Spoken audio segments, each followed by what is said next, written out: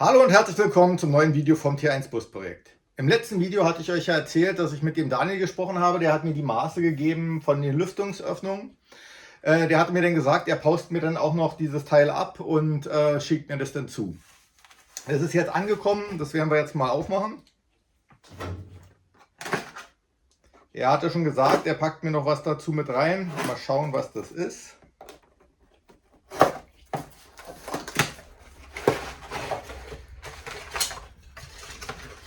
So, hier haben wir einmal die Lüftungsöffnung, also das Oberteil dafür. Und dann hat er mir hier noch ganz netterweise den Mittelsteg reingepackt, den kann ich gut gebrauchen, das hintere Teil, weil meine unteren Kanten, die sind ja hier extrem abgefressen. Und dann kann ich das hier wunderbar ansetzen. Sehr schön, da freue ich mich, ganz tolle Sache. Vielen Dank Daniel, das hilft mir sehr weiter. Und vor allen Dingen auch hier die Schablone, damit ich mir das da ausschneiden kann. Gut, dann würde ich sagen, fangen wir jetzt mal mit der Arbeit an und los geht's.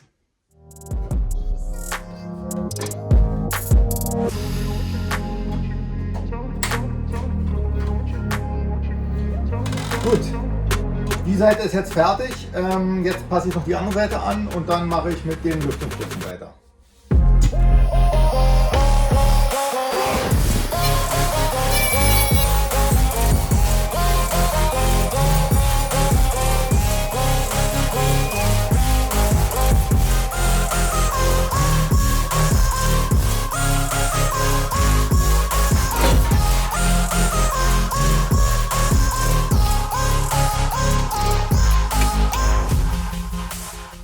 Gut, jetzt hier schließt es bündig hinter ab. Unten die Unterkante ist gut dran, die kann ich mit dem Punktschweißgerät dann festmachen. Hier in der Mitte kommt das Teil ja vom Daniel noch rein, aber das passt dann hier genau ran an das Teil. Und hier drüben passt das genauso gut. Dann zeige ich euch mal das noch kurz von hinten. So, das passt jetzt gut rein, das verschweiße ich dann hier in der Ecke. Hier unten wird es ja dann punktgeschweißt und mit dem Mittelteil wird es verschweißt. Drüben auf der anderen Seite ist es genau das gleiche, da wird es dann auch so gemacht. Als nächstes nehme ich mir jetzt die Maße von den Lüftungsschlitzen vor, zeichne die an und schneide die raus, weil wenn ich hier, auch wenn die Kante nachher kurz ist, lässt sich natürlich viel besser rausschneiden auf der Seite, denn hier drüben, wenn ich von der anderen Seite da glatt rankomme. Dann muss ich da nicht rumzirkeln mit der kleinen Flex und so ist es viel einfacher, habe ich eine glatte Fläche und deshalb mache ich das jetzt erstmal als nächstes.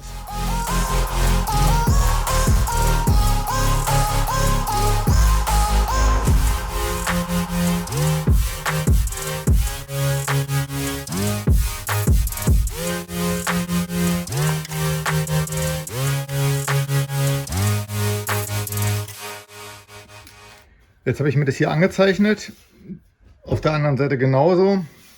Das schneide ich mir jetzt raus und dann kommt dann nachher, muss ich mir dann noch die, das passt hier so rein, so, muss ich mir dann hier dieses Oberteil mit den Biegungen und dem Radius hier, muss ich mir dann noch anfertigen und dann, wenn ich es rausgeschnitten habe, hier wird es dann hier eingepunktet und dann sieht es aus wie im Original. So, das ist jetzt der erste Rohling. Ich habe mir jetzt hier angezeichnet, die Kante, da wird er jetzt auf der Kantbank abgekantet.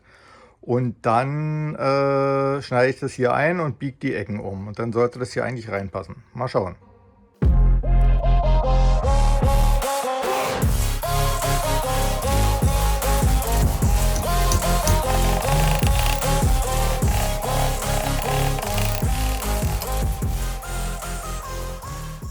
So, jetzt habe ich hier die beiden Dinger angepasst.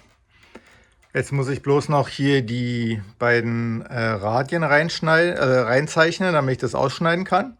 Da schneide ich jetzt das Loch rein, dann schiebe ich die von unten rein und dann werden die hier hinten jeweils komplett einmal mit dem Punktschweißgerät durchgepunktet. Auf beiden Seiten und dann sollte das eigentlich richtig gut aussehen. Dank der Schablone von dem Daniel sollte das dann eigentlich perfekt 1:1 sein wie im Original.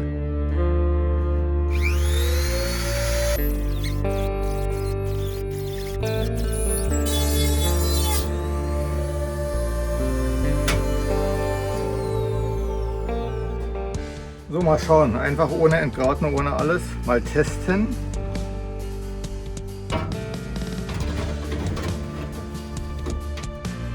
Wunderbar. Sieht gut aus. Gefällt mir.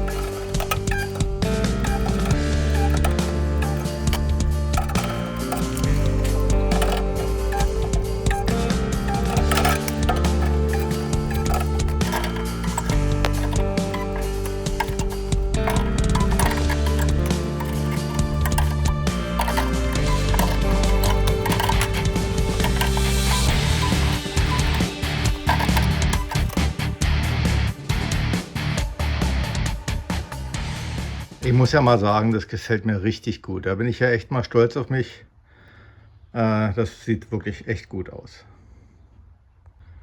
Ich hatte erst überlegt, in den kleinen Spalt, der jetzt hier ist, also Spalt ist es ja nicht, es liegt ja eng an, aber das ist sozusagen, jetzt ist es ja eine Kante, ob ich da so ein bisschen, na, wie sagt man hier, so Nahtabdichter oder so reinschmiere, ganz dünn, dass das so ganz leicht aussieht wie gebogen. Aber ich habe eine bessere Idee. Ich denke, ich werde hier einfach das verzinnen ganz leicht. Ich werde das einmal mit der Verzinnungspaste machen und dann werde ich ganz dünn mit Zinn so eine Kante lang ziehen, dass es da sozusagen sich reinzieht. Ich denke, die schlauste Idee, das jetzt hier reinzumachen, ist, dass ich jetzt erst die Seite jetzt hier festpunkte, auf der anderen Seite das festpunkte und dann schneide ich in der Mitte den Steg raus, damit ich die Maße von dem Steg, also oben ist ja klar, da habe ich ja hier die Referenz da. Aber hier unten würde ich ganz gerne, wenn ich das rausgeschnitten habe, das hier sauber machen und dann würde ich das eben dementsprechend hier anpassen. Wenn ich jetzt zuerst den Steg rausflexe, dann ist mir das hier zu unsicher, dass ich jetzt hier von der Kante genauso hinkomme, weil ich mir da eben mit dem Abschneiden hier, wenn ich das sauber gemacht habe, nicht sicher bin, ob die Kante noch genauso aussieht wie vorher.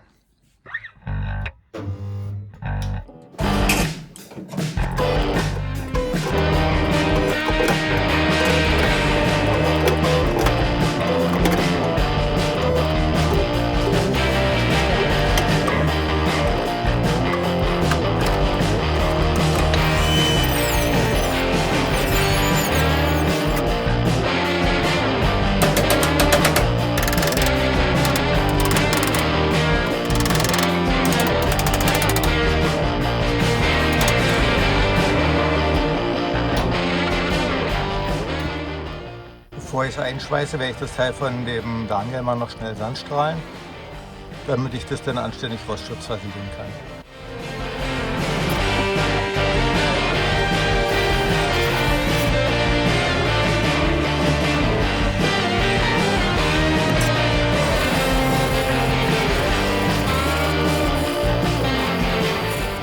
Also es gibt immer wieder positive Überraschungen. Es ist unglaublich. Ich dachte, hier wäre das auch irgendwie rangefuscht, so wie die beiden Längsseiten hier drüben, aber die haben das hier abgetrennt und haben wirklich bloß die beiden Seiten auch extra rangesetzt. Das Mittelteil ist hier original, wie es richtig ist, umgebogen. Und nach dem bisschen Flugrost entfernen hier ist es wirklich in einem sehr guten Zustand. Ich hatte mir hier extra so ein Teil schon angefertigt, weil ich damit echt nicht gerechnet hatte. Dachte, ja, okay, punktest du das da auch drunter, schneidest es hier passend rein, um das Teil dann hier oben rauf zu schweißen. Aber das werde ich jetzt hier dran lassen. Werde hier die Ecken, muss ich mir mal nochmal genau angucken, die werde ich wahrscheinlich hier zuschweißen. Und dann kommt das Teil hier rauf, beziehungsweise ich zeichne mir das natürlich erst an. Schneide mir dann hier auf beiden Seiten die Kanten ab, passe es oben an und dann kommt es da rein.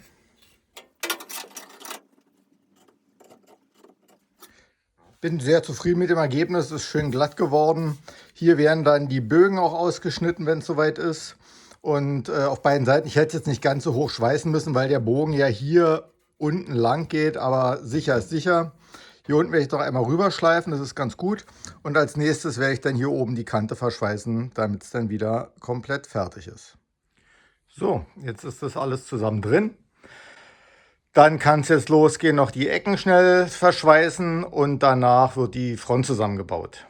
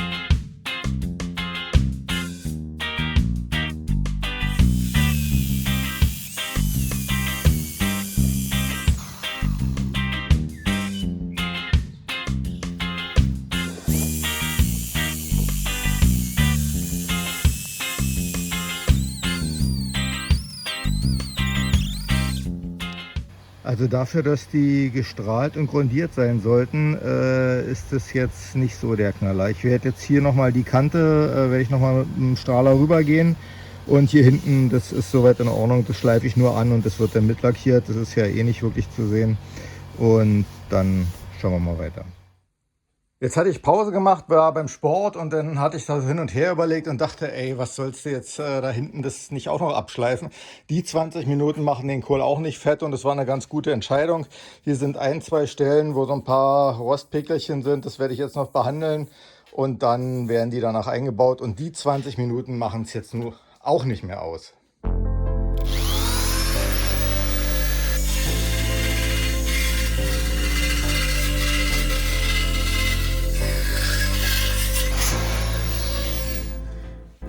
Ich hatte gerade eben mit dem Daniel noch mir ein paar WhatsApp geschrieben, so ein paar Sachen ausgetauscht und da hatte er gefragt, was ich gerade so gemacht habe und da habe ich gesagt, naja, hier im neuen Video kommen die und die Sachen vor, unter anderem Lampentopf und Frontmontage und da hat er gefragt, ob ich den Abstand zwischen Lampentopf und der Front eingehalten habe.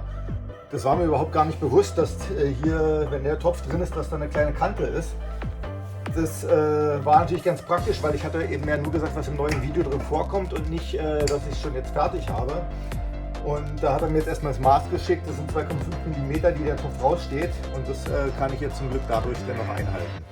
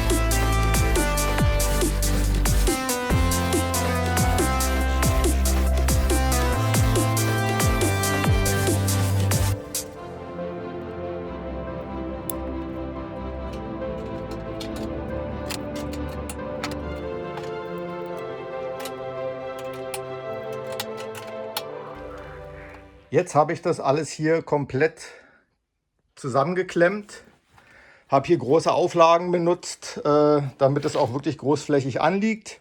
Hatte mir hier vorher die Mitte angezeichnet, dass das auch wirklich passt.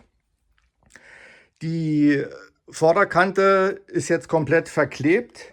Da ist der Kleber drauf und dadurch kann es da auch nicht rosten, weil es ja komplett flächig geklebt ist. Der Kleber ist rostschützend. Das muss man vorher blank schleifen, damit der auch komplett haftet. Dann wird die Oberkante, wenn es trocken ist hier, da ist Schweißprimer drauf von innen, da wird es dann punktverschweißt, damit es hält. Das hat der Sven mir empfohlen, das ist eine wirklich gute Idee, damit die Vorderkante hier nicht rosten kann, weil VW normalerweise das früher an beiden Stellen gepunktet hat, also vorne und oben. Hier ist es jetzt vorne geklebt, da kann also nichts reinlaufen und die Oberkante wird dann punktverschweißt. Das hält dann auf jeden Fall. Ich hatte den gleichen Kleber auch bei meiner Seitenwand damals benutzt von PTEC Caro Glue. Ich hatte damit wirklich gute Erfahrungen gemacht. Das ist ein hochfester Karosseriekleber, der wie gesagt rostschützend ist. Und dann sollte das auf jeden Fall halten damit. Damit habe ich auch die Lampentöpfe eingeklebt. Die schweiße ich nicht. Die sind so fest drin und der Kleber wird es auf jeden Fall halten. Das sollte gut klappen, denke ich. So, der nächste Morgen. Ich wollte jetzt gerade die Oberkante mit dem Punktschweißgerät zusammenpunkten.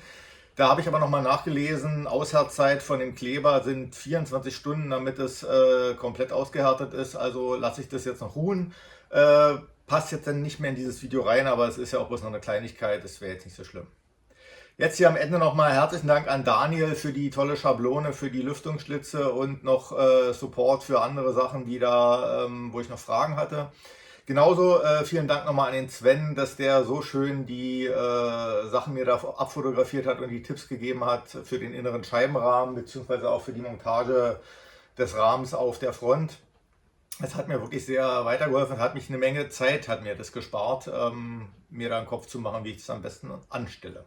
Gut, dann hoffe ich, ihr hattet Spaß beim Video. Wenn ja, lasst bitte ein Like da, würde ich mich sehr freuen. Und dann sehen wir uns beim nächsten Mal. Bis dann. Ciao.